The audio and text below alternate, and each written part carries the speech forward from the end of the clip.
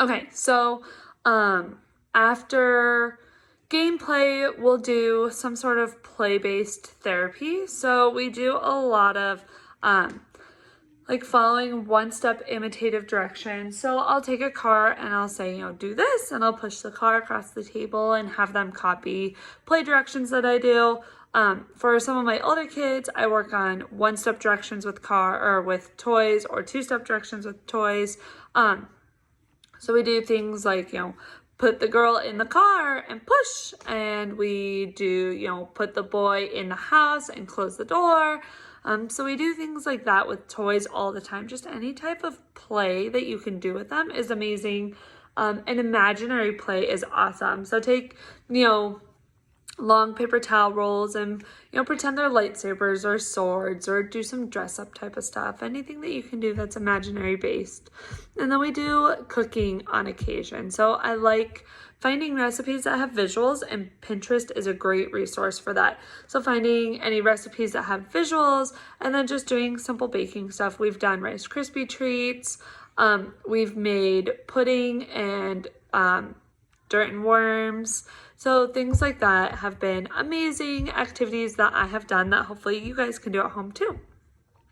So then in terms of Spice 2, things look very similar. They're just the language level is more increased. So like when we do scavenger hunts, I usually give them the object function. So, I want you to find something that a bee lands on and gets pollen from, or I want you to find something that falls off of a tree. And so having them do scavenger hunts with object functions. We do games like Simon Says, and I have them be the leader, I'm the leader, and we work on their listening skills. We also do magazine scavenger hunts, but we'll look at category, function, and color as well. So we do those.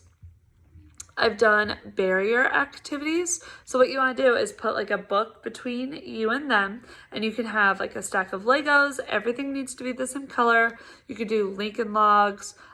You can have markers and paper, but what you want to do is you're going to either build something or draw something, and you're going to give them directions on what you're doing and how to do it. And the goal is for them to copy it just like you have done. So say you're drawing a picture of a house, you're going to say, okay, I'm going to draw a triangle in purple at the top of my page. Then right under that, I'm going to draw a square in blue that connects to the triangle, and have them then be the person giving the directions and see how that goes. That's always really fun. We do a lot of gameplay too. So we work on a variety of games. We do bingo, Zingo, Guess Who. We work on money skills with Monopoly. So still we're working on turn taking, learning how to lose, and then just being part of the game. We read stories, and usually our books are a little longer. They've got more language involved in them. And I typically don't really stop to ask questions until the end of the story. And then I ask them to retell the whole story to me.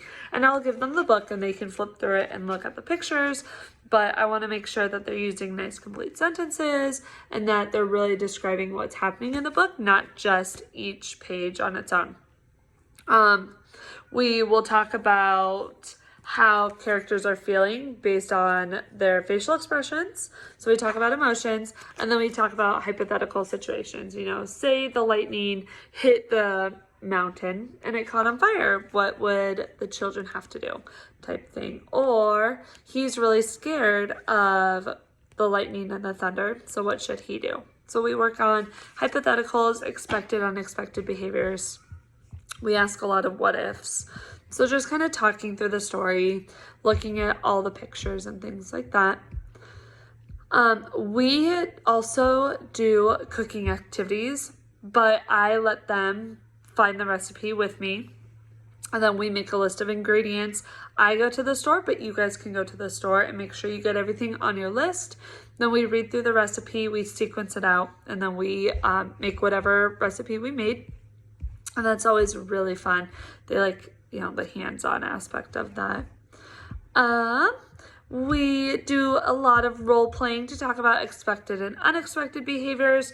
I do this a lot as things kind of pop up in the classroom. So maybe two friends aren't doing a great job at taking turns during a game, or they've had some difficulties at recess, or they're just not listening. So what we do that day is we talk about, what our expected behaviors are during recess, or when mom tells you what to do, this is what we expect you to do, and this is kind of an unexpected behavior.